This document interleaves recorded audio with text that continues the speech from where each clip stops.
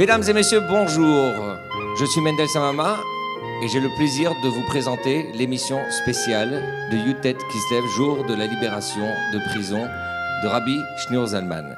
Et j'ai comme co-animateur mon ami Raphaël Halimi, qui est délégué du Rabbi auprès de la jeunesse dans le 19e arrondissement. Bonsoir. Et Israël Goldberg, professeur d'histoire, géographie. Vous avez écrit plusieurs ouvrages sur le chassidisme et Dieu et la laïcité. Bonjour. Bonjour. Bonjour. Mendel Assouline, Shaliach, délégué du Rabbi dans le 13e arrondissement. Vous enseignez le Tanya depuis plus de 15 ans environ, c'est ça? Bonjour. Bonjour. Bienvenue, ça fait très plaisir. Et Chaim Nissenbaum, porte-parole du Beth Lubavitch. Vous avez écrit plusieurs livres sur le chassidisme et vous intervenez sur la fréquence juive, presque qu'on ne vous présente plus. C'est très gentil, mais bonjour à tous et bonjour à vous, Mendel Samama. Merci. Eh bien, parce que Yutet Kislev est d'abord un jour de fête, un jour de réjouissance, eh bien nous avons le plaisir et la joie d'accueillir ici Shmuel et sa chorale. Let's go.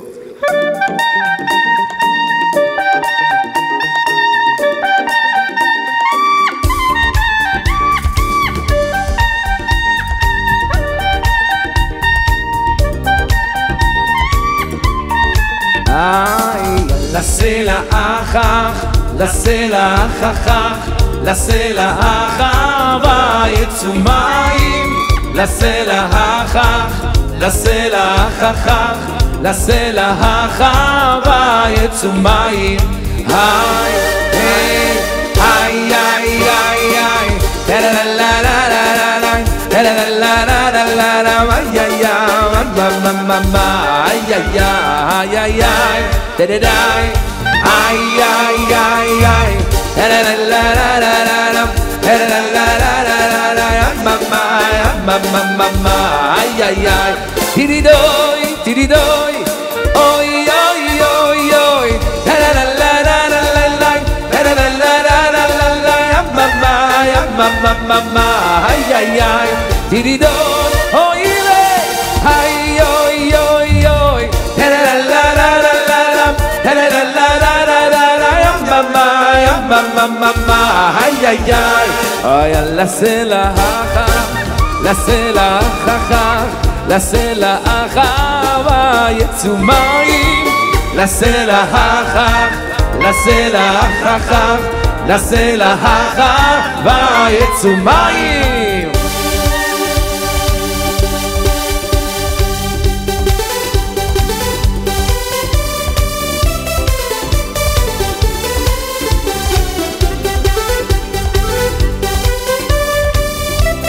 אשרינו, let's go, אשרינו, אשרינו, מה טוב חלקנו, ומנועים גוי ללינו. אשרינו, אשרינו, מה טוב חלקנו, ומנועים גוי ללינו. ומה יופו, ומה יופו, ומה יופו, יראו ושסנו.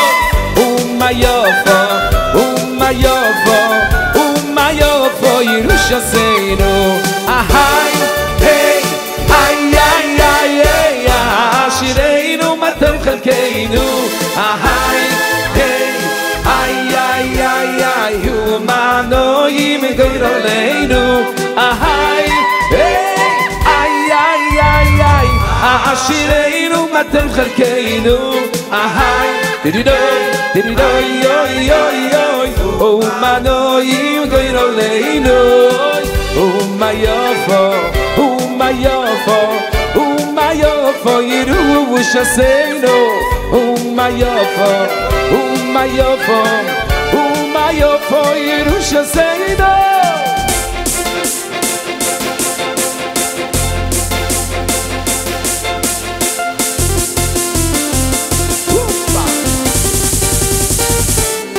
Hey, ay, la da da da da, la da da da da, la la la la la la la, ay, la la la da da, la la la da da, la la la la la la la.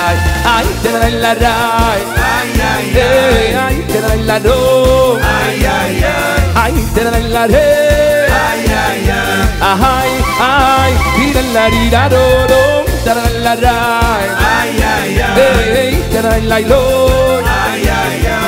Ay, la la la la. Ay, ay, ay. Ay, ay, ay. La la la la. Yuri.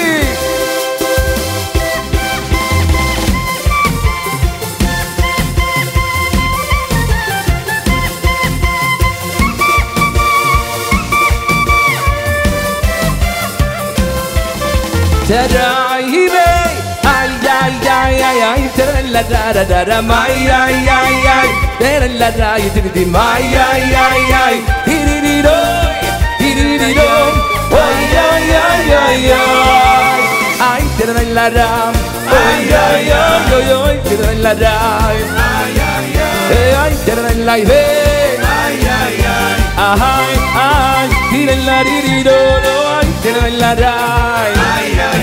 Ay, te la la lo. Ay, ay, ay. Ay, te la la hey. Ay, ay, ay. Ay, ay. Y no no la la.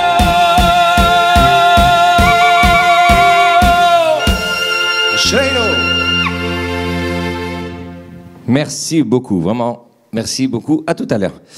Eh bien, l'Admorazaken, parlons-en, puisque Rabbi Shneur Zalman, eh bien, c'était le fondateur de la Chassidout Chabad. Alors, je vais demander à Raphaël Halimi, si vous voulez bien nous raconter un petit peu la biographie de Rabbi Shneur Zalman, son œuvre et ce qu'a constitué sa vie. Alors, bonsoir à toutes et à tous. En effet, Rabbi Shneur Zalman de Liadi, surnommé par les Chassidim le Admour Hazaken, premier rabbi, ancien rabbi de la dynastie Chabad, surnommé également Baal HaTanya, l'auteur du Tanya et du Shulchan Aruch. Également dans les textes de la Halacha, on l'appelait le Rav ou le Graz dans le Mishnah Brura.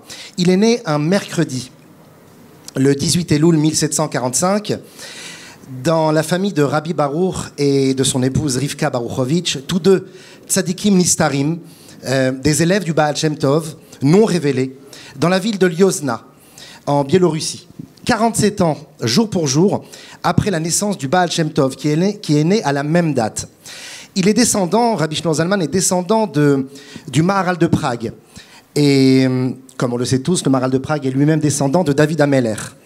Le Baal Shem Tov avait prophétisé la naissance de Rabbi Shneur Zalman en disant qu'une nouvelle âme, une Neshama Chadasha, descendant du monde de l'émanation, viendrait au monde un Yom Revi, un mercredi. Comme on le sait, le mercredi, c'est le jour où Dieu a créé les deux luminaires. C'est la raison pour laquelle, une des raisons, il s'appellera Shneor, car il éclairera le monde de par son intelligence dans les parties législatives de la Torah, mais également dans la Chassidoute, dans la paracha de Kitavo. Et cette semaine où il est né, c'était la Haftara de Kumi Ori, que se lève la lumière. Ça fait quand même beaucoup de détails. Alors, c'est une ascendance prestigieuse, très prestigieuse même. Et quelle fut son éducation ? Alors, en effet, le Baal Shem Tov va donner des directives à ses parents très précises sur son éducation, ce qu'il va voir, ce qu'il va entendre, ce que l'on va dire autour de l'enfant. On va devoir cacher également l'enfant pendant ses premières années d'enfance. Et le Baal Shem Tov va le suivre de près, bien qu'il ne va pas interférer, il ne voudra même pas le rencontrer. Il ne voudra pas interférer sur son éducation directe, car il veut que Shneur Zalman grandisse et crée son propre chemin. À déjà 1 an, il parle comme un adulte. À 2 ans, il a déjà une mémoire hors du commun et une intelligence fabuleuse. À 3 ans, à sa première coupe de cheveux, il rencontrera pour la première et la dernière fois le Baal Shem Tov, où sa maman lui dira « Tu as rencontré ton grand-père ». En effet, le Baal Shem Tov a toujours voulu se cacher de Rabbi Shneur Zalman. À l'âge de 5 ans, il a déjà acquis une connaissance immense du Talmud et de la Halacha. À l'âge de 11 ans, il est surnommé le Gaon de Lyozna. Après l'école, il aime méditer dans les forêts, observer la nature. Il dira un jour, j'ai l'impression que toutes les portes des connaissances sont ouvertes devant moi. Son premier professeur, à l'âge de 12 ans, Rabbi Sachardov Keblimiker, dira, je n'ai plus rien à lui enseigner. Et d'ailleurs, le petit Shneur Zalman sera triste de ne pouvoir faire des efforts dans l'étude de la Torah. Alors ça, c'est une enfance magnifique. Et quelle fut son adolescence? Alors en effet, sa bar mitzvah sera fêtée en grande pompe pendant 7 jours de festin. Et beaucoup de Talmidei Chachamim, de sages de la région, vinrent à cette fête. Et il prodigua pour la première fois son premier discours en public qui fit une forte impression sur tout l'auditoire. Et évidemment, ce jour-là, il fut nommé membre du conseil des sages de la ville, la fameuse Chevra Kadisha, et reçu le titre officiel de Tana Upalig. Tana Upalig que l'on donne en général aux savants du Talmud. À l'âge de 15 ans, il se mariera avec la fille de Rabbi Yehuda Leib Segal, un notable de la ville, opposant au chassidisme à ses débuts, mais ensuite qui ralliera la cause de son gendre, la rabbinite Sterna. Finalement, à l'âge de 18 ans, il finit l'intégralité de tout le Talmud avec ses commentaires. Il a une forte influence des textes ésotériques de la Kabbalah, du Harizal, du Maharal de Prague, du Shla Kadosh, mais pas encore véritablement de la chassidoute à proprement dit de Baal Shem Tov et de son successeur, le Maguid de Mezerich. Son vrai premier maître sera son oncle, le Rav Yosef Yitzhak, le Maguid de Staré, et qui ne lui révélera pas qu'il est lui-même l'élève du Baal Shem Tov. Donc si je comprends bien, à cette époque, l'Admour HaZaken n'a pas encore de lien avec le chassidisme. Alors, comment a-t-il rallié le chassidisme? Alors en effet, c'est une histoire intéressante parce que à ses 20 ans, à l'âge de 20 ans, en 1765, le jeune Shneor Zalman, Rabbi Shneor Zalman, se pose la question: est-ce que je devrais me diriger vers Vilna, la capitale du Talmud à l'époque, ou vers Mezerich, des endroits plus, on va dire, plus reliés donc au chassidisme, et en Volonie, et suivre les recommandations du Maguid de Mezerich. Et il dira cette fameuse phrase que l'on connaît tous: eh bien, étudier, je pense savoir un petit peu étudier, chose que j'aurais sûrement fait encore mieux à Vilna, mais prier, je ne sais pas encore véritablement bien prier. Alors il va passer un court séjour à Mezerich, court séjour qui sera étrange pour lui parce que finalement il n'a pas vraiment l'habitude de voir des sages prier du matin au soir. Alors il décide de quitter Mezerich, mais finalement il a oublié un petit objet. Il revient dans le Beth Midrash, dans la salle d'études du Maguid, et il est surpris de voir le maître et ses élèves discourir un sujet du Talmud, et ça, eh bien, ça aura forte ça va le impression convaincre de Exactement. Donc à ce moment-là, le Maguid se révèle à lui et lui dit que depuis déjà le maître du Baal Shem Tov, il a reçu une prophétie de Achia de Shiloh sur cette Neshama Hadasha, sur cette nouvelle âme qui va changer tout le monde juif. Et le Maguid sera très impressionné par sa grandeur d'âme et sa piété. Il lui donnera un projet, celui de rédiger le Shulchan Aruch, on en parlera plus tard.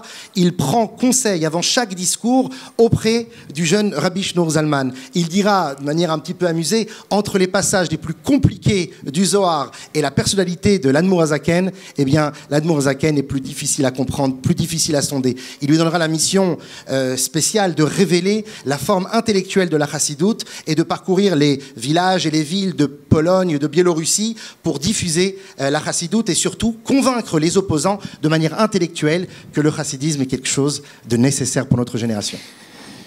Eh bien, merci beaucoup pour cette présentation. Mendel Assouline, je me pose la question parce que vous enseignez le Tanya de façon régulière depuis plusieurs années.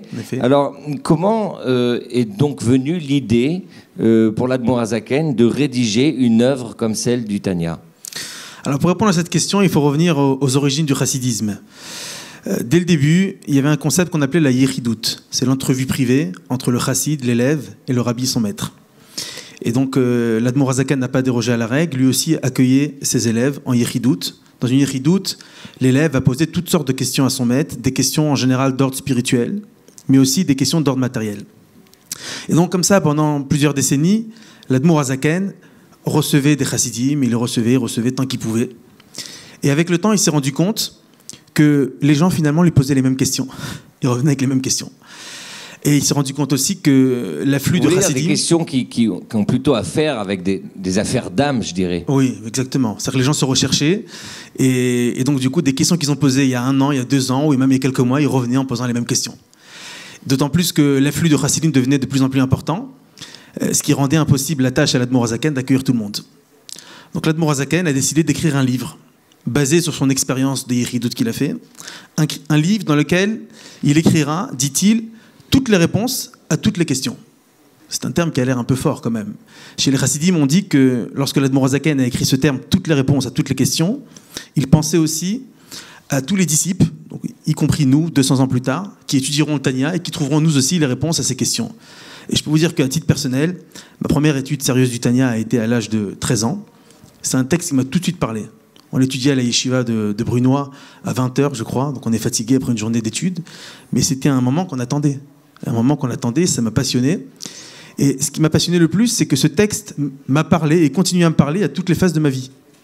Ça veut dire, on a du mal à comprendre comment le même texte peut parler à un adolescent de 13 ans, après il peut parler à un jeune homme de 18 ans, après il peut parler à un jeune homme qui se marie à 23 ans, 25 ans, après un père de famille, et toujours il ouvre le Tanya, c'est le même texte, et le texte lui donne une nouvelle lecture à chaque fois pour lui dire voilà ce que tu dois faire maintenant. Mais après tout, la confusion identitaire n'a pas d'âge. Exactement, et c'est passionnant. Et je peux vous dire que, puisque vous avez parlé de mon expérience, ma courte expérience, et ici certains qui ont beaucoup plus d'expérience, mais ma courte expérience dans les cours, je peux vous dire qu'avec toutes les personnes que j'ai enseigné le Tanya, il n'y a pas eu une personne qui est restée indifférente. Jamais. Alors certains, ça va être par un questionnement, d'autres, ça va être par... vont exprimer un désaccord, oui, mais ça ne laisse pas indifférent. Ça reste quand même un livre assez, je dirais, difficile d'abordage, non ? En effet. Alors, l'Admor HaZaken, dans son introduction, il est conscient que c'est un livre qui est difficile d'accès, c'est un livre qui est écrit dans un style talmudique. Et surtout, le problème qu'il y a, c'est que lorsqu'une personne est dans une situation compliquée, il est dans l'obscurité, même si on lui montre la lumière devant, il a du mal à voir la lumière. Donc c'est pour ça qu'en effet, dans son introduction au Tanya, l'Admor HaZaken s'adresse à tous les enseignants des villes et il leur demande aider les gens qui ont du mal à comprendre mon livre. Donc c'est notre rôle, à chacun de nous, d'aider celui qui a besoin de comprendre la lumière qu'il y a dans le Tanya. Chaim Nissenbaum, l'Admor HaZaken a donc écrit, je dirais, 2 œuvres monumentales. D'un côté, le Shulchan Aruch, qui est donc l'œuvre législative, et la deuxième, c'est la partie ésotérique.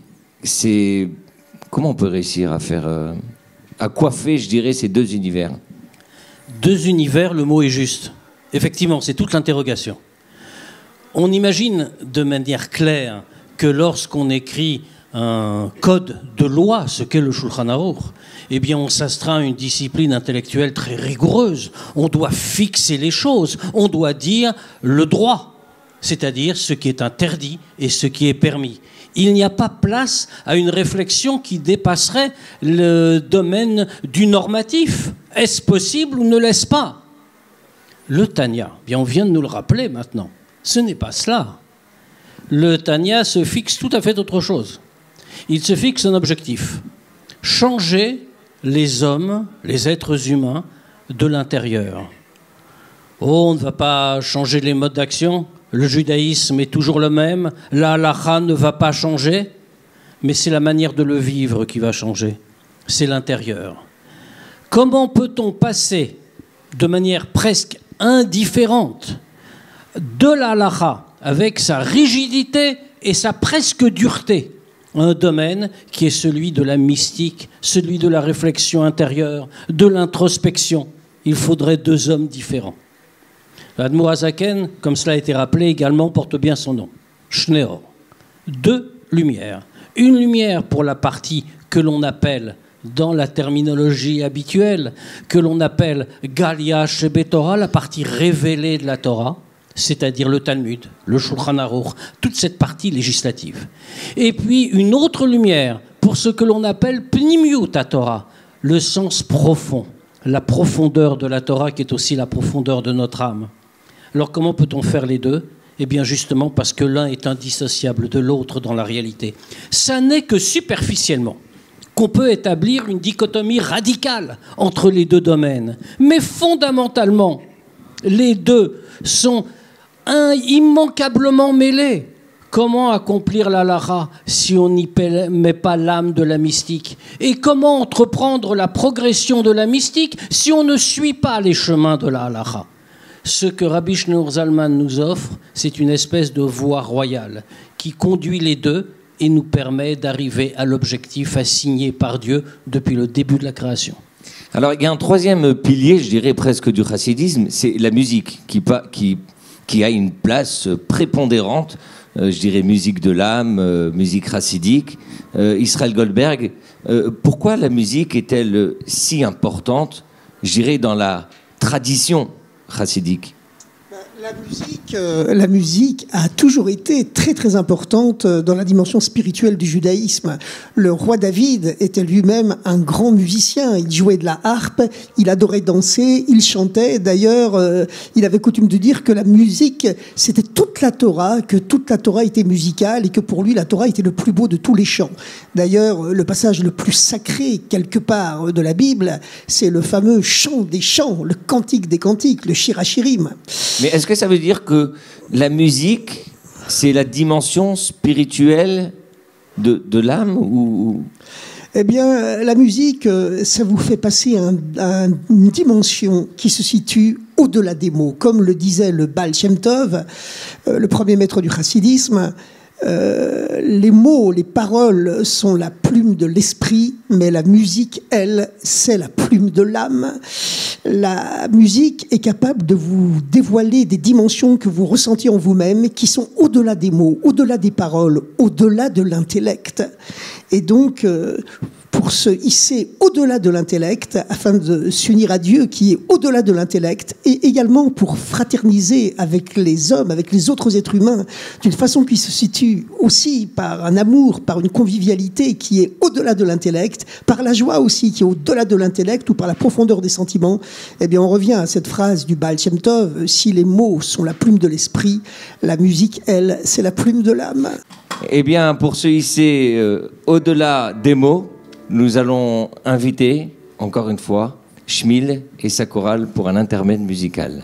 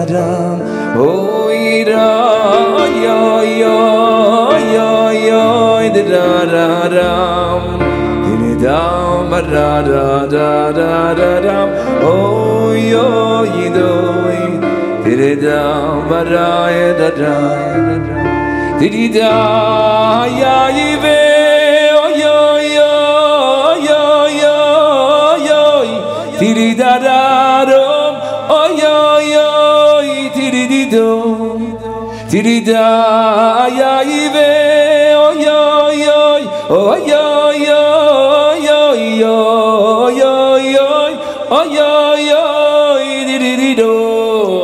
Didi ma ma ma ma ma ma ma oh didi ya ma ma ma ma ma ma oh didi da da di da do do di da da da da da di da da di da do do da da da da da ya ma ma ma ma ya ma ma ma ma ma ya ya ya ya da da da da ya ma ma ma.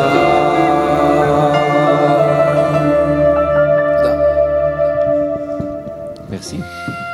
Alors, passons à notre deuxième partie, l'Admour Hazaken et son époque.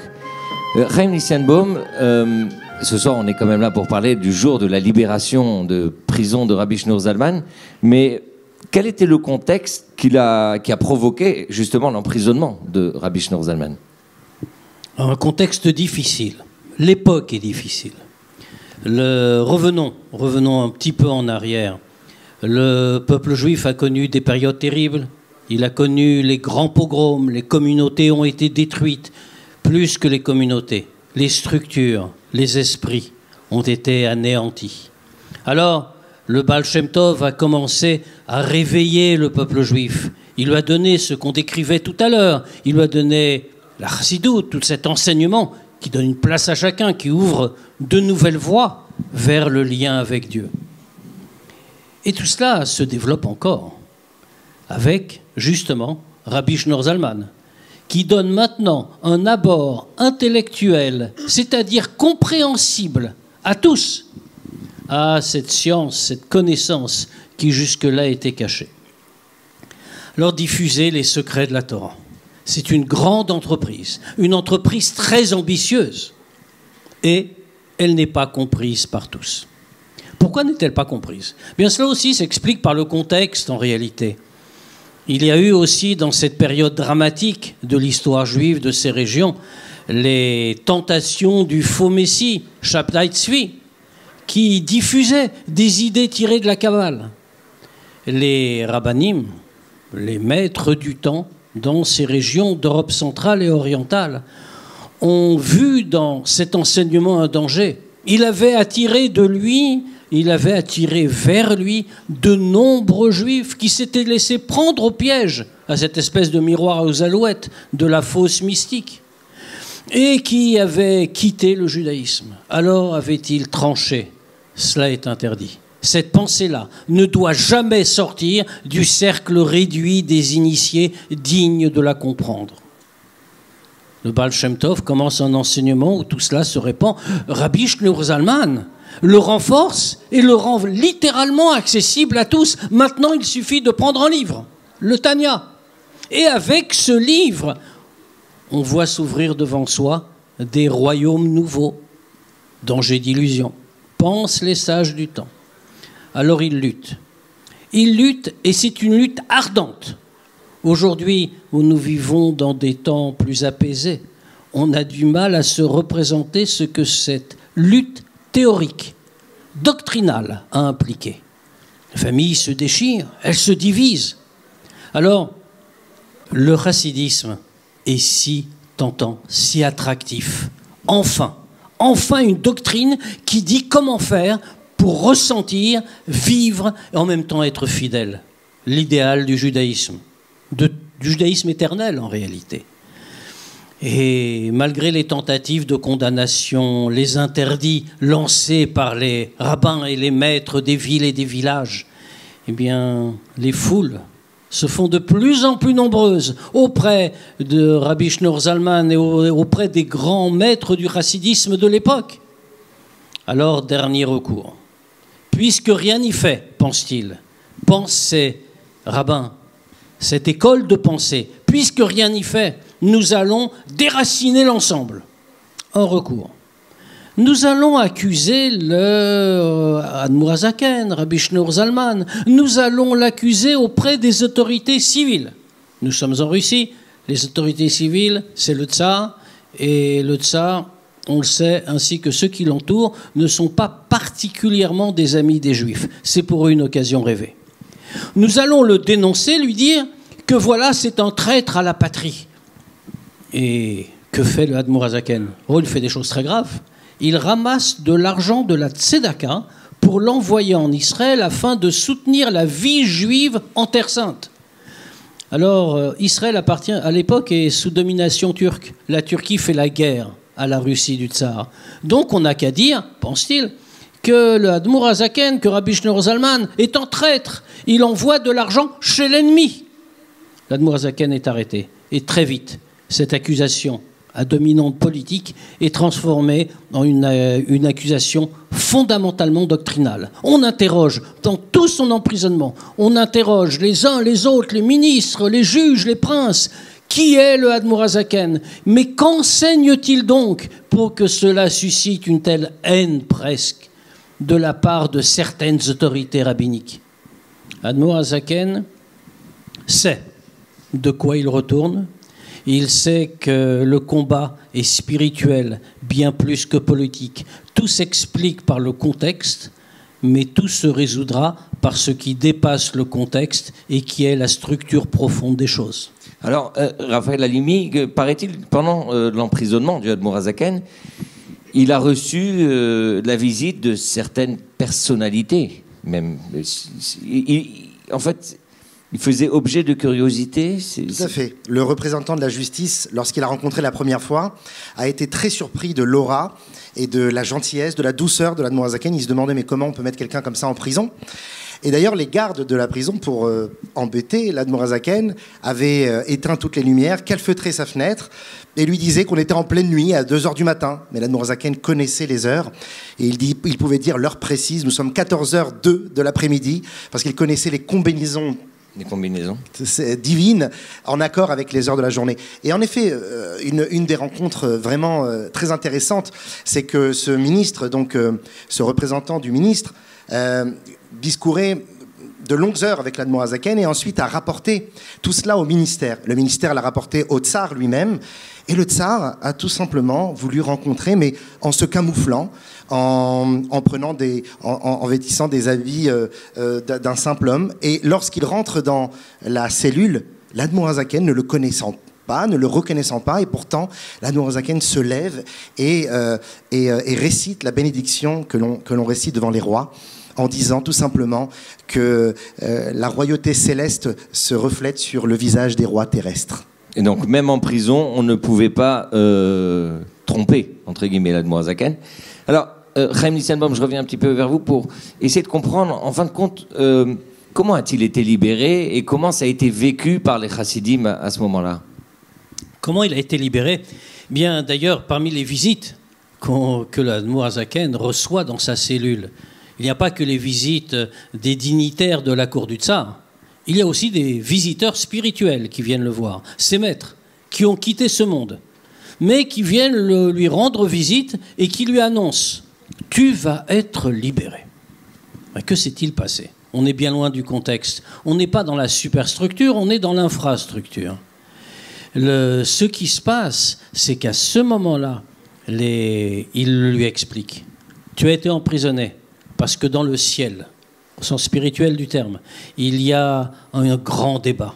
A-t-on le droit de diffuser de tels secrets à un monde qui n'en est pas digne, à des hommes qui ne sont pas capables d'y voir la grandeur? Alors, il y a Est-ce qu'on est vraiment digne, du coup? Bien, l'histoire le montre, justement. Et c'est toute l'importance du 19 qui se lève. Quelle belle remarque. En est-on digne? La première réponse qu'on a envie de faire, c'est non, certainement pas. Eh oui, mais le 19 qui se lève est passé par là. Et justement, c'est ce que répondent les visiteurs de Rabbi Shneur Zalman quand il leur pose cette question. Mais ce débat, comment est-il tranché? Ils lui disent, tu as gagné. Dieu te permet de continuer cette diffusion. Et Rabbi Shneur Zalman, tu vas donc être libéré. C'est la traduction de ta victoire. Et Rabbi Shneur Zalman d'insister. Mais peut-être devrais-je arrêter cette diffusion? Je vois qu'il y a des puissances spirituelles importantes et positives qui estiment que c'est négatif. Je dois donc arrêter. Et c'est ce qui nous rend dignes de tout cela. La réponse qui lui est faite, c'est au contraire. À partir de maintenant, tu devras diffuser encore davantage. Et il est libéré. Sa libération, c'est bien sûr dans ce monde une décision du tsar. Mais cette décision du tsar vient de bien au-delà et du monde du tsar et de ce qu'il comprend de l'univers. Rabbi Shneur Zalman va sortir de prison et à partir de ce moment-là, son enseignement va être démultiplié. Les textes que nous avons de lui après son emprisonnement, comparés à ceux qu'il donnait avant son emprisonnement, ne sont pas comparables. Il y a maintenant une réflexion plus profonde, une réflexion plus large. Donc il y a un avant, il y a un après. Ça veut dire que l'emprisonnement permet d'aller plus loin, plus fort? Exactement. En réalité, cet emprisonnement a fonctionné un petit peu comme une mise à l'épreuve. Puisque maintenant, l'épreuve est surmontée, alors elle nous a projetés bien plus haut que l'obstacle. Alors l'épreuve a duré quand même 53 jours, Mendel Assouline, vous enseignez le Tanya. 53 jours, ça veut dire quoi? Alors en effet, 53 jours, on explique que ça correspond aux 53 chapitres de la première partie du Tanya, le Likutei Amarim. Et le Tanya est appelé chez les Chassidim Torah Shebirtav, la Torah écrite. Ce qui veut dire que de la même façon que lorsqu'on étudie la Bible, il y a la Torah écrite et il y a la Torah orale, qui est le Talmud, et que la Torah écrite est très condensée, et que sur un mot de la Torah écrite, on a des pages et des pages dans le Talmud, et bien de la même façon, le Tanya est un livre qui est très condensé. Et c'est pour ça qu'au premier abord, on peut parfois ne pas le comprendre. Et on a besoin des ouvrages des maîtres hassidiques par derrière qui l'ont développé. C'est la Torah orale. Et donc ça a été fait sur un système pyramidal. Ça veut dire que chaque rabbi qui a suivi à l'Admour HaZaken reprenait des idées du Tanya ou reprenait des idées du rabbi d'avant et il les développait encore et encore et encore, mais le Tanya restera toujours la base, puisque c'est notre Torah écrite. L'Admour HaZaken s'est battu pour le Tanya, voilà, qu'on voit bien ici. Alors on voit ici le Tanya, donc ici c'est l'édition du Bet Lubavitch du Tanya, donc c'est Leçon du Tanya, l'œuvre de Rabbi Shneur Zalman de Liadi, qui est traduite et accompagnée avec des notes explicatives. Donc il y a 53 chapitres. 53 chapitres dans la première partie. Qui font ici, dans l'édition du Bet Lubavitch, qui font quand même 9 volumes. Voilà, je le recommande, hein, c'est parfait, j'enseigne avec ça, tout le monde est très content. Je refais la parenthèse. Donc ça veut quand même dire que c'est condensé. Chaque mot est très précis, chaque lettre est précise. On raconte que sur une lettre, un vav, l'Admour HaZaken aurait passé 2 semaines à réfléchir s'il le met ou il le met pas. Et ça a tout son sens. D'autres discours chassidiques n'ont pas forcément été écrits par les rabbis eux-mêmes. Très souvent, c'était écrit par les disciples et le rabbi repassé et corrigé. C'est d'ailleurs comme ça que ça s'est passé pour la majeure partie des ouvrages de notre rabbi. Mais le Tanya a été écrit par l'Admour HaZaken personnellement. Il y a eu plusieurs copies. La version que nous avons, c'est la dernière. Celle qui a été filtrée, c'est la meilleure. C'est le top. Il a travaillé plus de 20 ans dessus, d'après différentes éditions. Alors, Israël Goldberg, on va dire historiquement parlant, est-ce que cette libération a changé quelque chose dans le statut politique ou du chassidisme ou du Admour HaZaken? Est-ce qu'il a eu une reconnaissance suite à cela? Le Admour HaZaken a été gratifié du statut de sujet d'honneur de l'Empire de Russie à titre héréditaire, ce qui le différenciait complètement du sort des autres juifs de l'Empire qui étaient prisonniers de leur région ghetto dont ils n'avaient pas le droit de sortir. Ils vivaient dans une espèce de réserve juive, les provinces occidentales de l'Empire russe que la Russie avait conquis aux dépens de la Pologne à l'époque de l'Admour HaZaken, quelques années avant qu'il ne devienne rabbi. Et les Juifs étaient soumis à des mesures discriminatoires exceptionnelles, très très dures, avec tout un système de déportation, d'expulsion des villages vers les villes, qui ne s'est jamais arrêté. On disait que tout au long du XIXe siècle, la réserve juive, pudiquement comme un euphémisme appelé la zone de résidence, eh bien, c'était comme une espèce de prison dont les murs se rétrécissaient sans cesse. Alors le Admour Hazaken, lui, il a bénéficié de ce statut de reconnaissance puisqu'il est devenu sujet d'honneur de l'Empire russe qui lui permettait de sortir de ce ghetto et puis d'aller séjourner plusieurs mois par an dans les villes impériales qui étaient interdites aux Juifs, Pétersbourg, Moscou. Et ses successeurs, tous les rabbis de Lubavitch, ont reçu ce statut de bourgeois de deuxième guilde, plus précisément à titre héréditaire. Concrètement, sa libération sur le plan politique et sur le plan économique n'a pas changé la vie des Juifs. La vie des Juifs de Russie a continué à empirer tout au long du XIXe siècle. Il y a eu des périodes d'élargissement après le règne de Paul Ier, qui était le tsar à l'époque de l'emprisonnement du Admour Hazaken, mais les Juifs ont continué à être persécutés dans l'empire des tsars. Le Admour Hazaken a été emprisonné une deuxième fois, 2 ans après la libération du Yutet Kislev, en 1801. Il a été emprisonné une deuxième fois et il est resté beaucoup plus longtemps à Pétersbourg. Il est resté près d'1 an, 8 mois à Pétersbourg, et même plus. Et il a lié connaissance avec des princes, avec des ministres qui ont été extrêmement impressionnés et qui donc ont témoigné de la reconnaissance à son égard et sont intervenus auprès du tsar dans les décades qui ont suivi pour adoucir les persécutions contre les Juifs. Sur le plan politique... D'ailleurs, il a été, excusez-moi, d'ailleurs, il a été libéré justement après l'assassinat du tsar Paul Ier et remplacé par Alexandre Ier. C'est ça. C'est lors de cet assassinat que l'Admour Hazaken a joui de cette libération. Oui, tout à fait. On dit que le Admour Hazaken, lors de son 2e emprisonnement, avait vu le cortège impérial du tsar Paul Ier passer dans la rue devant son balcon, parce que son 2e emprisonnement était beaucoup moins rigoureux que le premier. Il n'était pas vraiment en prison, contrairement au premier emprisonnement. Il vivait dans un appartement relativement libre, mais il n'avait pas le droit d'en sortir.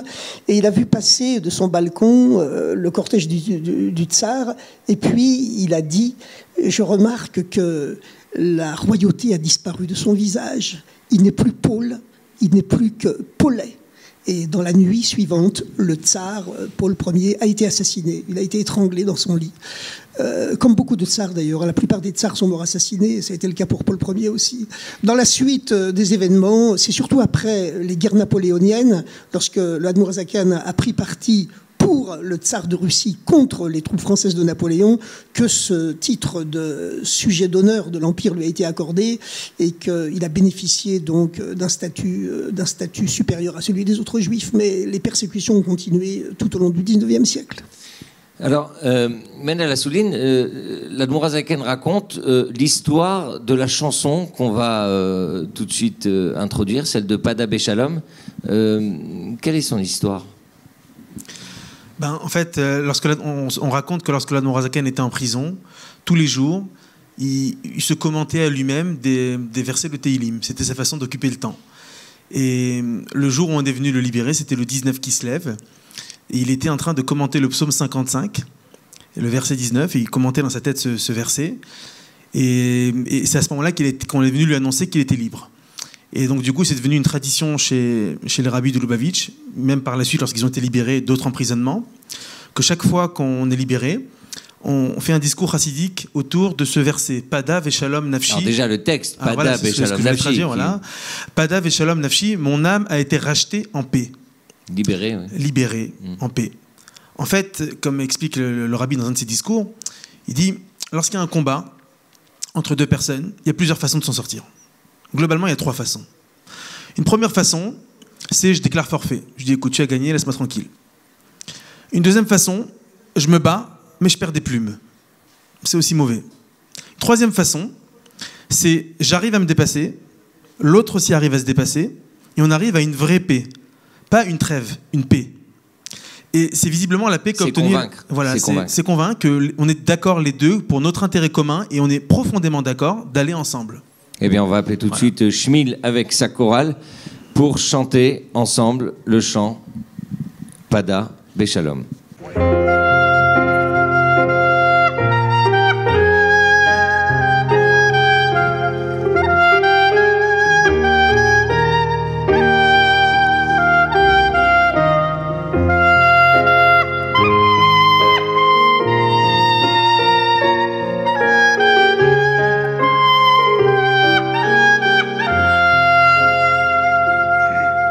Oy pada besholom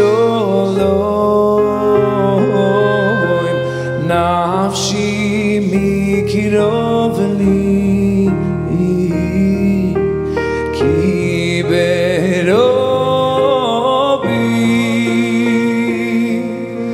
oy imoti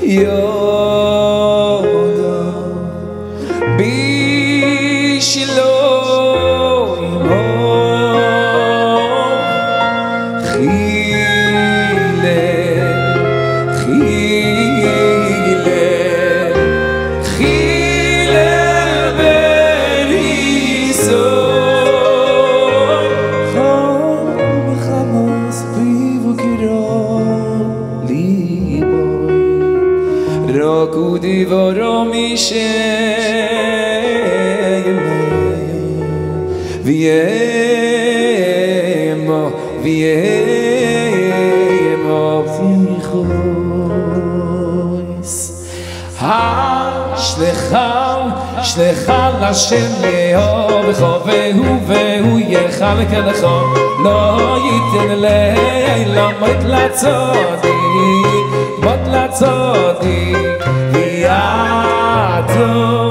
viato Elokim toy nidem liver shachar viato Elokim toy nidem liver shachas anshe domim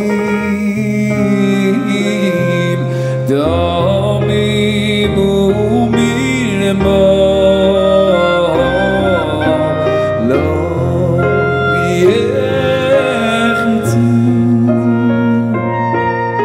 lo yechitzu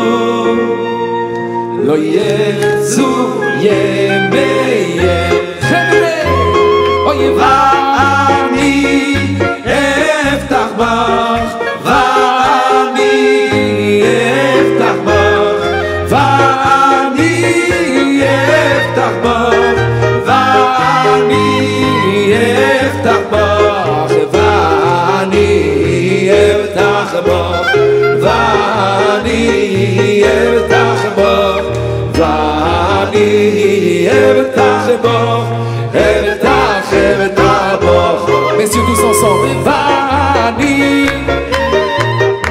oui Vani, Vani, Vani,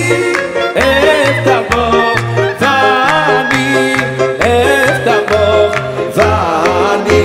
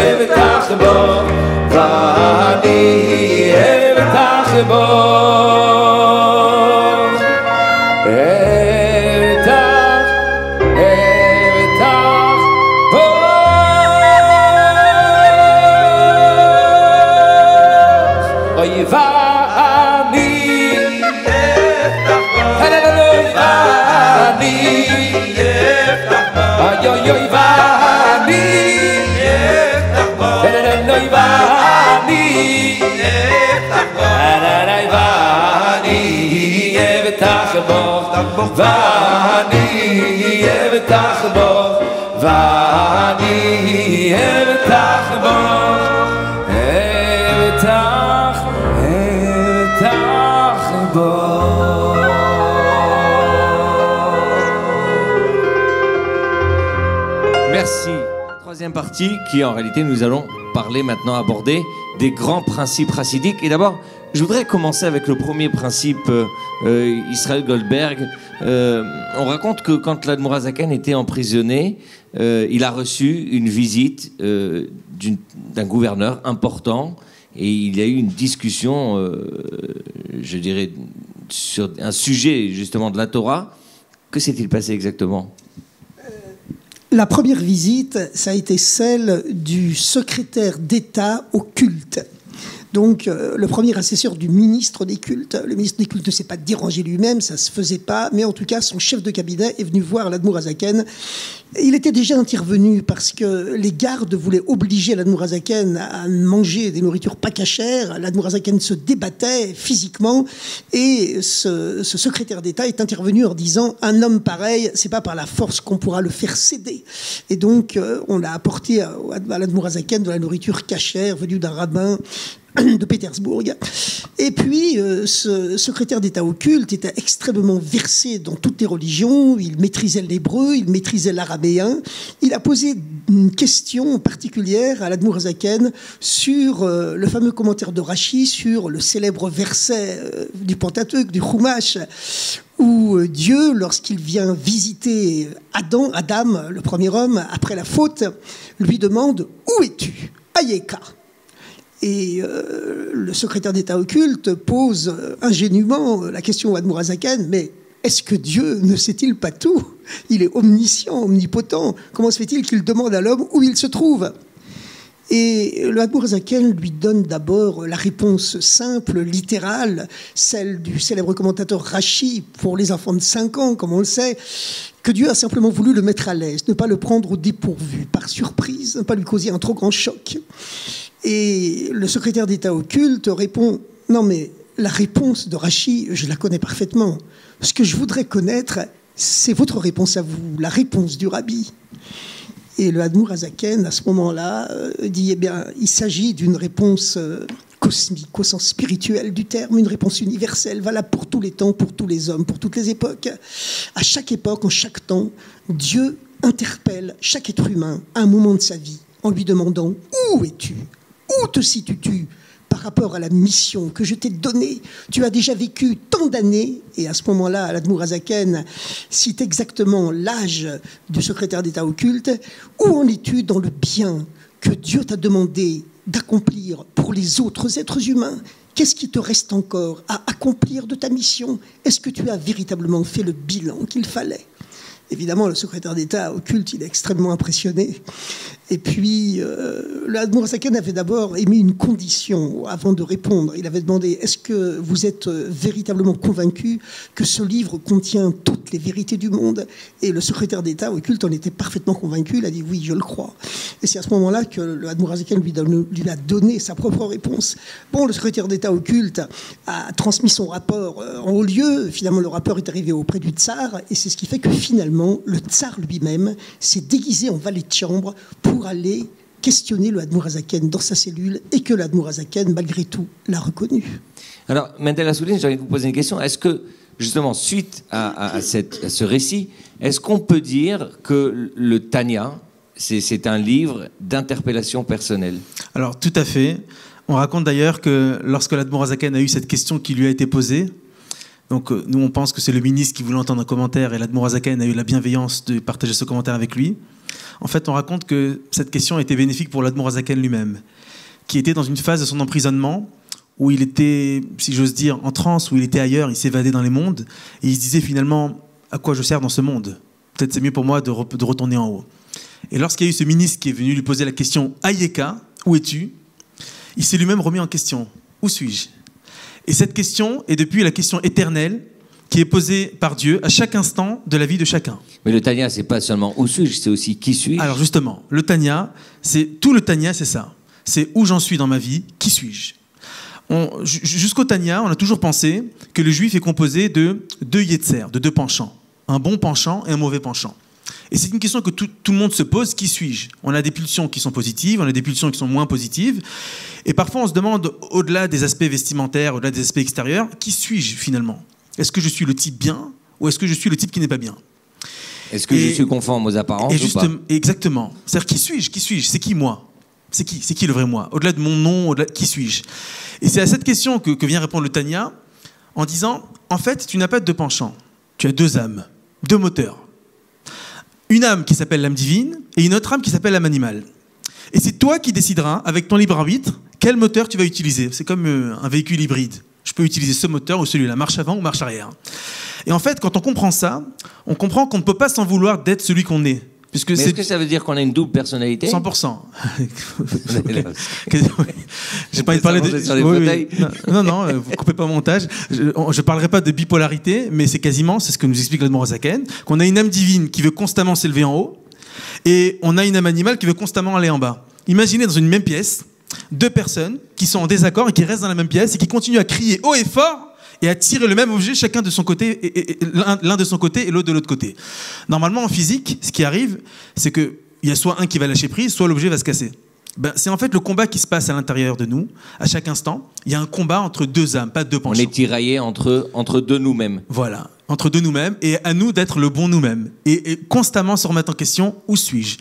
Où j'en suis dans ma mission? Est-ce que j'utilise le potentiel que Dieu m'a donné? Est-ce que je fais ce que Dieu attend de moi en tant que jeune homme, en tant qu'adolescent, en tant que parent?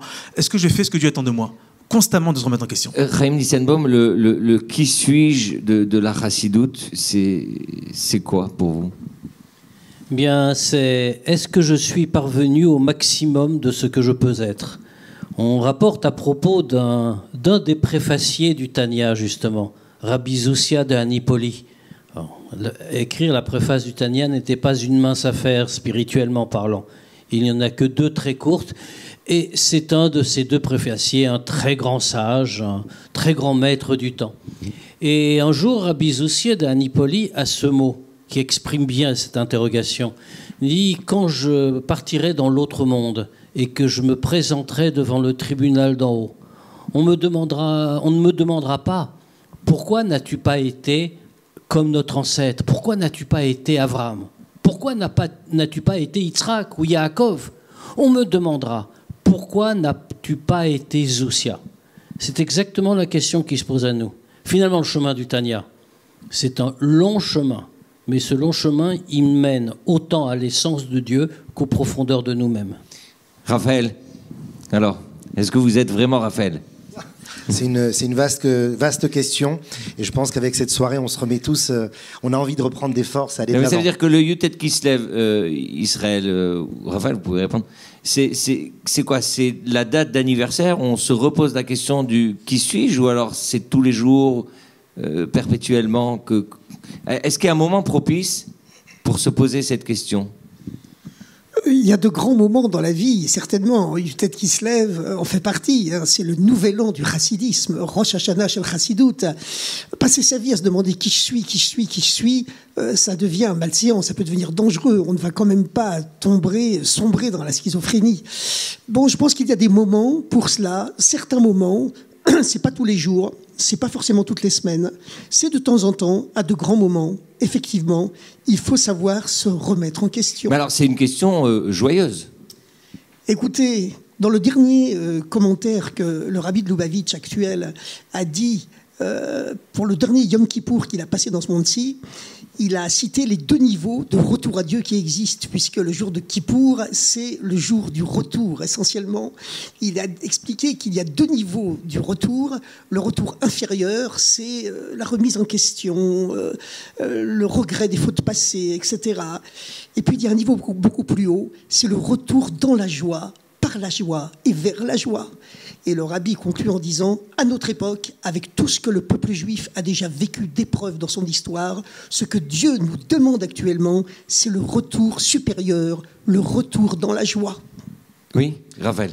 Je trouve que dans cette histoire de Hayeka, quelque chose qui m'a interpellé lorsque je l'ai lu, plus jeune encore, c'est que finalement, on a plusieurs manières de se poser la question « qui suis-je ?» Soit d'une manière superficielle, soit d'une manière profonde. Intrinsèquement, qui suis-je? Et je pense que dans la trame de l'histoire, où l'Admour Hazaken, comme on l'a cité avec de nombreux exemples, savait tout, pourquoi il a eu besoin de passer d'abord par le sens littéral du sens de Rachi, que vous avez si bien cité, et ensuite seulement de rentrer dans la profondeur. Parce que dans notre vie, on a le choix, soit d'être superficiel, entre guillemets, parce que c'est quand même le pshat de Rachi, mais soit de voir les choses de manière très, très extérieure, ou soit de rentrer dans le profond. Donc c'est 2 versions, mais de toutes les façons, on a décidé que ça va être joyeux. Donc sans transition, on va écouter Shmuel et sa chorale.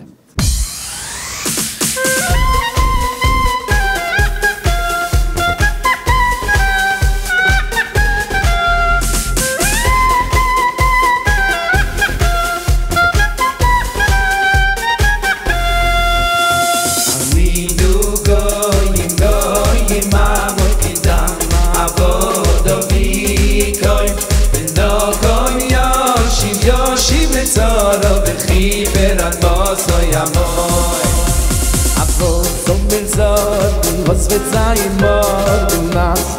Schinken wie du's morgen. Es mag doch sein, laufen noch der Bahn, nehmen die Kleshikarai. Aninu goyim amoy, kidam avodovi goy, v'lo goy yoshiv letzora, v'chi beramos oy amoy amoy. Aninu goyim amoy, kidam avodovi goy, v'lo goy yoshiv letzora, v'chi beramos oy amoy.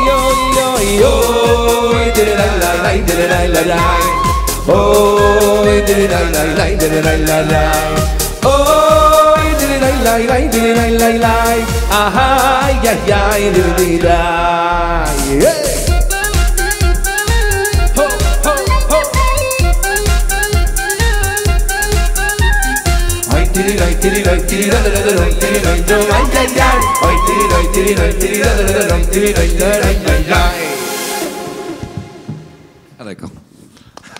Bravo. Bravo. Et il faut aussi saluer les musiciens. Alors, oui, donc on va rester tout en musique et avant de présenter la prochaine musique, justement, il y a cette fameuse histoire, je vais demander à Raphaël, il y a cette fameuse histoire du Shamil, qui porte, d'ailleurs c'est le nom d'une chanson chassidique, mais avant que ce soit le nom d'une chanson chassidique, c'était autre chose. Alors tout à fait, il y a de cela plus d'un siècle, subsistait une communauté de Cosaques vivant en marge de la société russe moderne de l'époque, et à leur tête, le vénéré et courageux guerrier Shamil. Et pendant plus de 30 ans, l'Empire et son armée écrasante tenta d'anéantir ce peuple archaïque. Des combats sanglants avaient lieu au pied des montagnes du Caucase, où Shamil et ses valeureux soldats y avaient trouvé refuge. Ces montagnes étaient un véritable havre de paix pour toutes ces familles. Mais ces montagnes également avaient un accès difficile et qui donna un net avantage tactique et militaire aux Cosaques, malgré la puissance et le nombre de l'armée russe, qui finalement décida d'user de la ruse et du mensonge en proposant un soi-disant pacte de paix à Shamil. C'est alors que Shamil fut arrêté et exilé loin de ses terres, de sa famille et de son peuple. Dans sa cellule, il se remémorait l'époque où il vivait heureux sur les montagnes du Caucase, en harmonie avec la nature. Ces flashbacks l'animaient d'un profond sentiment de nostalgie qui l'amena à composer une mélodie émouvante et mélancolique également, le célèbre chant de Shamil. Alors, Israël Goldberg, cette histoire du Shamil, vous la rencontrez tout aussi bien, peut-être mieux. Elle vous inspire quoi, je dirais contextuellement? Shamil, c'était un rebelle tchétchène, donc qui a fini en exil dans les prisons du Tsar, un exil doré parfois, mais qui pour lui était tellement opposé à son système de liberté que ça lui inspirait une nostalgie, une terrifiante nostalgie, une terrible nostalgie pour la vie de liberté qu'il avait auparavant. Et alors sur le plan chassidique, sur le plan spirituel, Shamil est devenu un chant chassidique parce que justement c'est tout le mystère, toute la nostalgie de l'âme qui devient prisonnière du corps et qui aspire à la nostalgie de revenir à sa source céleste, à ces hautes montagnes de liberté dans lesquelles elle vivait auparavant comme l'éternel rebelle qui est Shamil. Et c'est la raison pour laquelle Shamil est devenu un chant chassidique, un chant mélancolique, mais qui en même temps se termine par une note supérieure aux autres, qui évoque le retour, qui évoque justement ce mouvement de retour à Dieu par la joie dont je vous ai parlé précédemment. Mendel souligne justement cette mélancolie, cette idée du Shamil, de l'âme emprisonnée dans le corps. On la retrouve dans le Tanya? Évidemment. Le rabbi a enseigné ce nigun, cette mélodie, c'était le soir de Simchat Torah en 1958, fin 1958. Et le rabbi racontait cette histoire, la fameuse histoire de Shamil, avec l'image qu'on doit en apprendre, l'exemple, que c'est en fait l'âme qui souffre lorsqu'elle est en bas et qui se dit finalement qui suis-je. Donc on revient à la même idée tout à l'heure, Ayeka. L'âme se rappelle de... Mais là c'est plutôt où est-elle? Exactement. Elle se rappelle comment elle était dans les hauteurs avant qu'elle descende ici bas. Et elle se rappelle que Dieu l'a envoyée pour une mission et que maintenant elle y est et qu'il devrait se passer des choses qui ne se passent pas et qu'elle est embarricadée dans des choses qui l'empêchent d'avancer, l'empêchent d'être ce qu'elle-même. Alors cette âme, elle souffre. Elle dit mais qu'est-ce que je fais ici? Je me rappelle tellement, c'était mieux quand c'était avant, c'était mieux quand j'étais en haut. Peut-être c'est mieux que je retourne en haut. Ça c'est la première partie du nigun, la première partie de la mélodie dans laquelle l'âme est triste. Elle se dit finalement c'était mieux avant, j'ai échoué dans ma mission.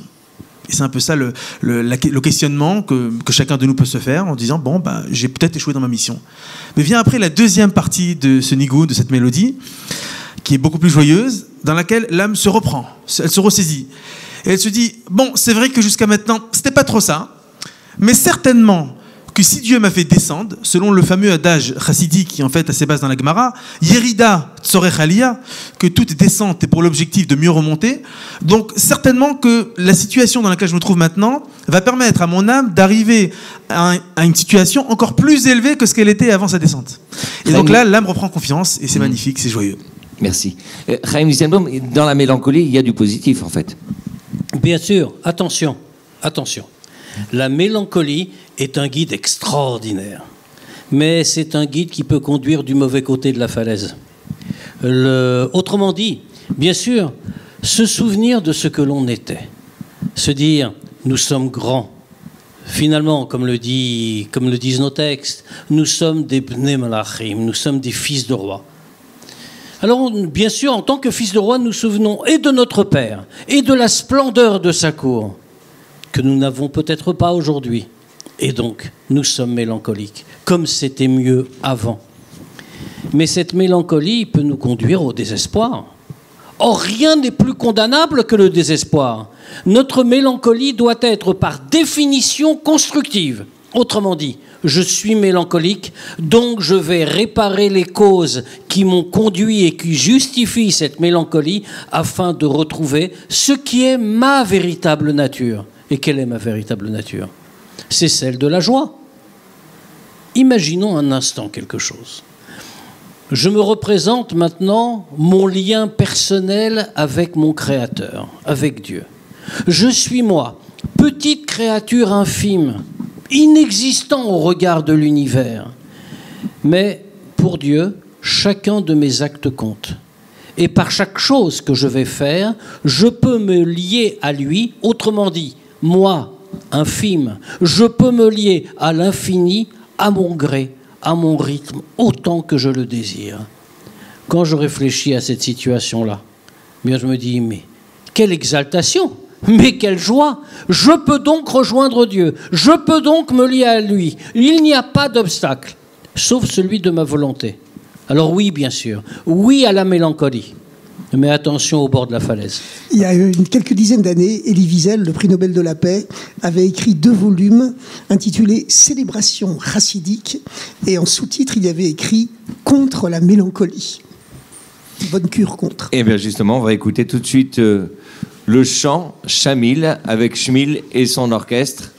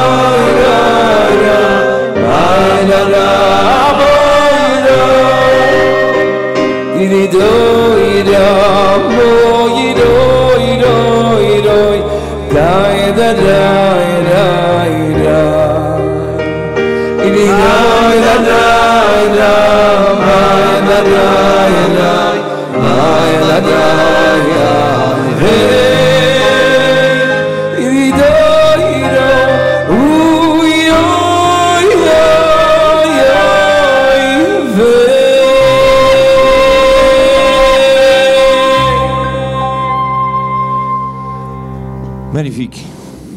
Très joli. Merci, Schmil. Restez là. On a envie de s'échapper de la prison, là. Non, on sort pas de prison.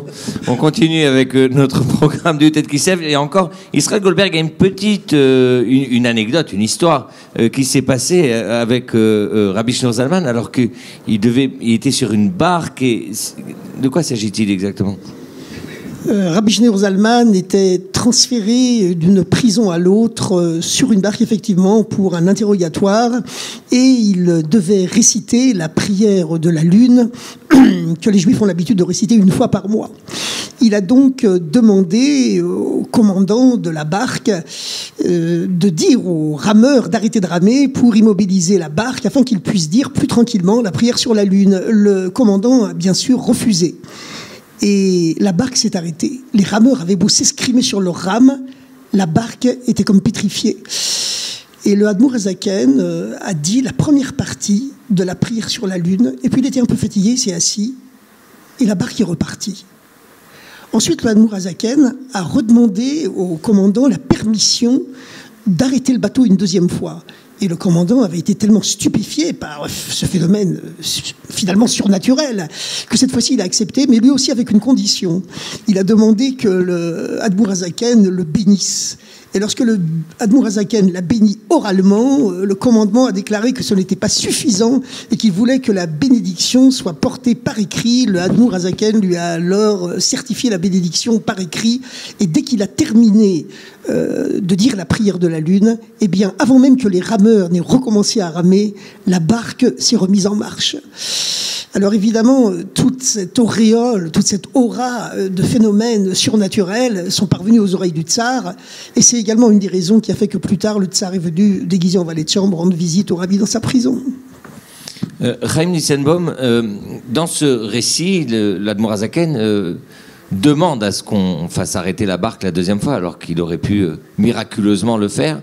Est-ce qu'il y a une nécessité de faire les choses par, je dirais, des règles de la nature plutôt que par les voies du miracle? Alors c'est vrai que le miracle, c'est toujours extraordinaire. On adore raconter des miracles, n'est-ce pas? Nous voyons la grandeur de Dieu, la grandeur des choses, les possibilités extraordinaires, le surnaturel. Il n'y a rien de tel pour faire rêver. Mais ce que Dieu nous a demandé, il a créé un monde avec des règles, un monde matériel. Il nous a demandé de vivre dans ce monde. Ça fait partie de notre mission. On parlait tout à l'heure, en citant le Tanya, de la mission ici-bas. Eh oui, il y a une phrase bien connue de nos Rachamim dans le Midrash qui nous disent que, créant le monde, Dieu a désiré avoir une demeure en bas. En bas, pas au sens cosmologique, bien sûr, même pas au sens astronomique, ni géographique, au sens spirituel. En bas. En bas, c'est ici. Autrement dit, c'est ici que l'on peut découvrir Dieu, c'est ici que l'on peut s'attacher avec lui. Que fait Rabbi Shneur Zalman? Il doit dire une bénédiction sur la lune. Il doit servir Dieu. Servir Dieu par miracle? Mais où est le sens du monde si le miracle est la réponse à tout? Le sens du monde, ce n'est pas le miracle, c'est l'effort. Et peut-être l'effort est-il le plus grand miracle. Bien dit. L'effort, le miracle, enfin, l'effort qui produit le miracle et la nécessité de faire une demeure ici-bas, c'est quand même le cœur du Tanya. Tout à fait. Dans d'autres mouvances chassidiques, on compte beaucoup sur le tzaddik. On dit que le chassid n'a qu'à se reposer sur le tzaddik et le tzaddik fera le travail à sa place. Et l'Admour Hazaken, dès le départ, a fait comprendre aux chassidim que ça ne se passera pas comme ça chez Chabad. Chez Chabad, on va demander un effort authentique de la part des gens et les gens devront montrer ce qu'ils ont en eux-mêmes. Ça ne se fera pas tout seul par le tzaddik. Donc c'est exactement cette idée. Pour Dieu, faire un miracle, c'est rien du tout. Il y a un dicton qui dit qu'à Lubavitch, dans le village, les miracles traînaient sous les tables. C'est-à-dire qu'il y en avait tellement qu'on se prenait même pas la peine de se baisser pour les ramasser. Parce que finalement, l'objectif dans ce monde, c'est pas le miracle. L'objectif, le plus grand miracle, c'est d'être capable de rester dans la nature. Teva en hébreu, c'est la nature, qui veut dire noyer, c'est un miracle noyé, et prouver tout en restant dans la nature que Dieu est présent. Et ça, c'est notre challenge dans la vie de tous les jours. Alors, on ne peut pas, évidemment, terminer cette émission sans parler du cœur du Tanya, qui est l'amour du prochain. Ah, bien entendu, ça c'est un de mes favoris. Le Perek Lamed Bet, chapitre 32 du Tanya, c'est un chapitre dans lequel l'Admour Hazaken explique le concept de l'amour du prochain.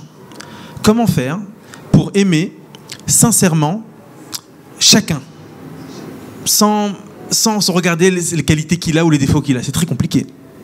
Et dans ce chapitre, général, on a plutôt tendance à admirer, à aimer les gens en fonction de leurs qualités et vice-versa. Alors c'est justement le Hayom Yom qu'on a étudié quelques jours avant Yutet Kislev, dans lequel il dit que c'est Messirut Nefesh, une forme d'abnégation, d'arriver à aimer un juif qu'on n'a jamais connu. Mais j'ai envie de dire, c'est encore plus difficile d'aimer un juif qu'on connaît. Et donc, Avat Israël, Admor HaZaken nous apprend à ne pas regarder la personne qui est en face de nous telle qu'elle est par sa façade extérieure, mais de le voir par rapport à son âme. Et par rapport à son âme, finalement, on est les mêmes, on partage les mêmes intérêts. Et même si, dit l'Admor HaZaken, j'ai en face de moi quelqu'un qui n'est pas louable, qui a fait des choix tordus, et que je ne peux pas aimer, termine l'Admor HaZaken en disant, rien ne t'empêche finalement d'avoir une répulsion pour le mal qui est en cette personne, et de continuer à l'aimer pour le bien qui est en lui. Et ça, c'est la beauté du mouvement Chabad. Le Rabbi nous a toujours appris à aimer tout le monde tel qu'ils sont. Chaim, il y a toujours cette distinction entre, je dirais, tout à l'heure on a parlé de la distinction entre l'âme animale et l'âme divine, maintenant on parle de la distinction entre le mal qu'il y a dans une personne, ou en une personne, et la personne elle-même. Finalement, tout ça est une question de regard, mais tout est comme cela. Quand je regarde le monde, qu'est-ce que je veux y regarder? Sans même parler du Tanya avant d'y revenir. Je regarde le monde, je peux choisir de n'y voir que tous les problèmes qu'il accumule. Allez, quelques-uns au hasard, les guerres, les massacres, le terrorisme, l'épidémie, etc., etc. Quelle horreur. Mais qui veut vivre dans un monde comme ça? Mais quand je regarde le monde, je peux y voir les gens qui vivent, qui se battent pour vivre, pour aider les autres. Je peux y voir le sourire plutôt que les larmes. Quel monde merveilleux! Autrement dit, je peux toujours voir le soleil qui se lève au lieu du soleil qui se couche sur l'âme des hommes. Le Tanya fait la même invitation. Il nous dit, apprenez à regarder le monde. Il y avait un jour, si vous le permettez, il y avait un jour une fameuse histoire avec le précédent rabbi, Rabbi Yosef Yitzhak, qui était alors un petit enfant et qui un jour a eu une très grande question qu'il a été posée à son père, qui était le rabbi de la génération précédente, et il lui a demandé pourquoi y a-t-il deux yeux alors que nous n'avons qu'une bouche, un seul nez, mais deux yeux. On aurait pu se contenter d'un seul. Son père lui demande d'abord s'il sait la différence entre la droite et la gauche. Il le montre. Et puis alors il lui dit, eh bien voilà, c'est pour t'apprendre que les choses positives, les choses bonnes, les choses qui aident, le bien des autres, il faut le regarder avec l'œil droit, le bon œil. Quant aux choses négligeables, aux choses qui font de la peine, aux choses qui vont contre le désir des positifs, eh bien il faut les regarder avec l'œil gauche, celui du dédain. Et Israël Goldberg, l'historien, vous regardez le monde comment? Écoutez, on vit dans un monde qui est hyper médiatisé. Avec les smartphones, ça s'est médiatisé à la puissance 1000. Chacun vit sous un déluge d'informations. Et malheureusement, les journalistes sont des gens qui doivent gagner leur vie. Et pour gagner leur vie, eh bien, ils sont obligés de donner des nouvelles catastrophiques parce que les gens sont beaucoup plus touchés, ils sont beaucoup plus le cœur qui bat, et donc ils auront beaucoup plus. Quand tout va bien, on est dans l'ennui, c'est ça? Il y a beaucoup de cela. Je dis pas un peu de ça, mais beaucoup de cela. Alors écoutez, quand vous êtes en pleine forme, vous sentez rien. Vous sentez votre corps seulement quand vous avez mal. Donc voilà, le monde hyper médiatisé, eh bien, il vous balance 90% de mauvaises nouvelles et 10% seulement de bonnes nouvelles. Mais justement, l'historien chassidique, ça donne quoi comme mix? L'historien chassidique, eh bien, écoutez, il faut tenir compte du passé, hein, comme j'ai l'habitude de dire à mes étudiants, à mes élèves. Qu'est-ce que c'est l'histoire? À quoi ça sert, hein? Ça sert à prendre conscience des erreurs passées afin de ne pas les recommencer et de s'en servir pour base pour créer un monde meilleur. C'est ça le but de l'histoire, au sens général, à plus forte raison, l'histoire chassidique. Du coup, vous aimez votre prochain et le monde? Aimer mon prochain, écoutez, il y a des gens qui sont obligés de faire un gros effort pour aimer leur prochain, mais finalement, il y a un bien inhérent au fond de chaque être humain, et tout dépend de l'éducation. Tout dépend de l'éducation. Un jour, le rabbi de Lubavitch a dit que même les plus grands tortionnaires d'Asie, s'ils avaient eu une éducation différente, ils auraient été autrement. Donc chacun, en fonction de l'éducation qu'il reçoit, peut dévoiler ses trésors d'amour de bonté et de gentillesse, la dernière devise que le rabbi a donnée pour illustrer le judaïsme en général, la bonté et la gentillesse, chacun l'a en soi, et tout dépend de l'éducation qu'il reçoit, et que nous, les chassidim, nous devons transmettre autour de nous. Raphaël? Ve'ahavta l'iracha kamocha. Tu aimeras ton prochain comme toi-même. À de nombreuses traductions, interprétations. Mais on peut dire aussi que tu aimeras ton prochain aussi par toi-même. C'est-à-dire, est-ce que tu es capable d'aimer l'autre à travers les yeux, comme l'a dit Chaim, avec les bons yeux, avec le bon regard. Ceux que tu vas travailler en toi, qui va permettre ensuite de voir des choses qu'on ne peut pas voir, l'envers du décor, et finalement de découvrir des choses merveilleuses. Et là, on est dans le jugement positif, on est dans la paix, on a envie de se retrouver, et on a envie de faire des bonnes choses. Eh bien, c'est sur ces belles paroles d'amour du prochain, de fête de Yutet Kislev, la célébration de la pensée, la puissance de la pensée chassidique, et d'aller toujours plus loin, d'aller toujours creuser plus loin de qui nous sommes et où allons-nous. Eh bien, c'est sur cette note d'espoir, puisque Rabbi Shneur Zalman a été libéré. Et donc, ça veut dire aussi que nous avons cette capacité à nous libérer personnellement de nos propres prisons. Eh bien, souhaitons à chacun et à chacune de vivre pleinement ce 19 qui se lève. Et on va se quitter en musique, encore une fois, avec Shmuel et sa chorale et ses musiciens que je remercie ici très sincèrement. Merci beaucoup, Chaim, d'avoir été avec nous. Merci. Et bon Yutet qui se lève à tous. Merci, Mendel Assouline. Merci. Et Shana Tova dans l'étude et les chemins de la Chassidoute. Merci, Israël Goldberg. Voilà, bonne fête de Yutet qui se lève et surtout une très très bonne année chassidique et une bonne année toute C'est vrai simple. qu'on a l'habitude de se souhaiter Shana Tova, Bedarke à Torah. Voilà, une bonne année chassidique et même une bonne année laïque.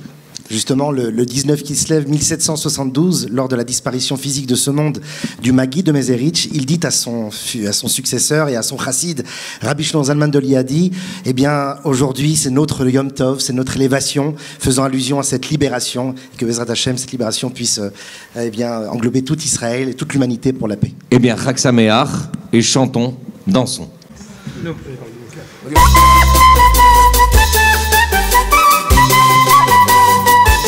Oh, mama,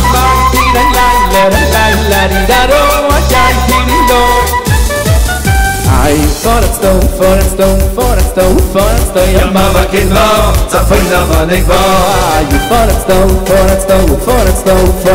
ya mama que não, tá foi na maneira. Ay, forastão, ya mama que não, ay, forastão, tá foi na maneira.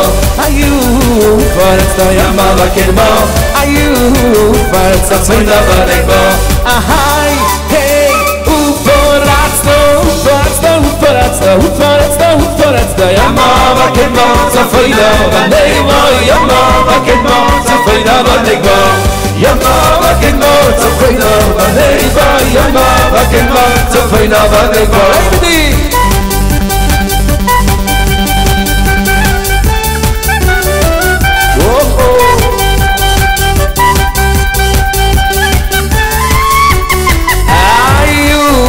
Forastão, ya mama que não, forastão, tá foi na maneira. Forastão, ya mama que não, forastão, tá foi na maneira. Dididai, hey, forastão, ya mama que não, tá foi na maneira. Ya mama que não, tá foi na maneira. Ya mama que não, tá foi na maneira. Ya mama que não, tá foi na maneira. Varikoisi lachem broche, aplidai.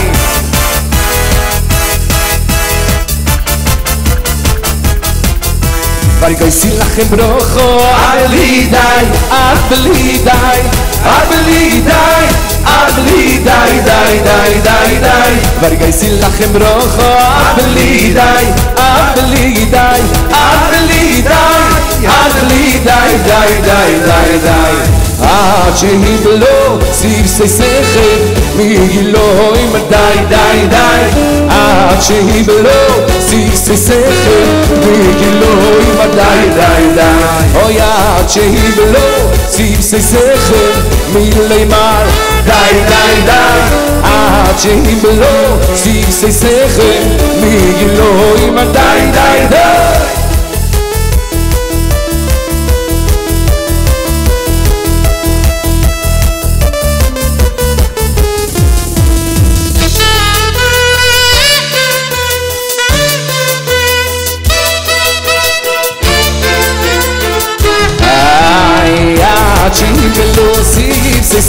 sechim mi giloi ma dai dai dai achi belo si sechim mi giloi ma dai dai dai ahai tiri dai dai dai yoi tiri doi dai doi tiri dai dai dai dai doi tiri dai dai dai dai dai dai dai dai dai dai tiri dai dai dai